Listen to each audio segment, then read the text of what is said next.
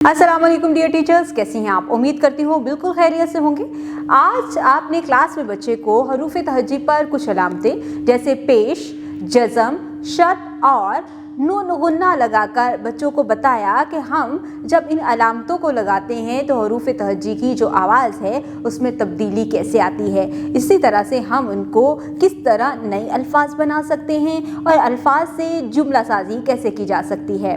बच्चों ने पढ़ा भी और आपने उनको पढ़ाया भी है। इसके लिए आप मुख्तलिफ एक्टिविटीज़ क्लास में करवाएं। बच्चों को आवाज़ों की पहचान करवाने के लिए बोर्ड के ऊपर हरूफ तहज्जी लिखें। जब आप पेश पढ़ा रहे हों तो पेश की अलामत की पहचान बच्चों को करवाएं और आवाज़ की तब्दीली की प्रैक्टिस करवाएं। जब आप जज़म पढ़ा रहे हों तो जज़म लगाकर बच्चों को बताएं कि आपने हरूफ तहज्जी को आपस में मिलाने के लिए जज़म का इस्तेमाल किया जाता है।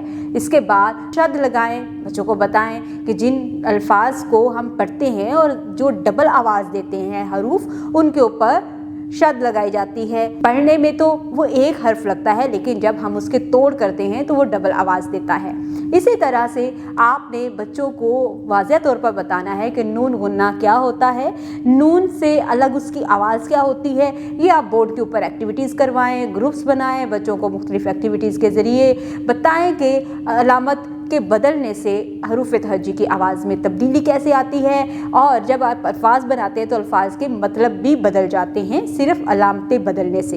इसी तरह से जुमलों में उसका कैसे इस्तेमाल किया जाता है और जुमले को मुकम्मल किस तरह से किया जाता है। क्लास वर्क बच्चों को करवाएं, होमवर्क जो है वो क्लियर लिख के भेजें ताकि डायरी क्लियर हो, पेरेंट्स उसको अच्छे तरीके से अंडरस्टैंड कर सकें। बच्चों को बताएं कि उसने घर जाकर अपनी डेली रूटीन को किस तरह से डिस्कस करना है और इस रूटीन के अकॉर्डिंग उसने घर जाके काम को कैसे मुकम्मल करना है।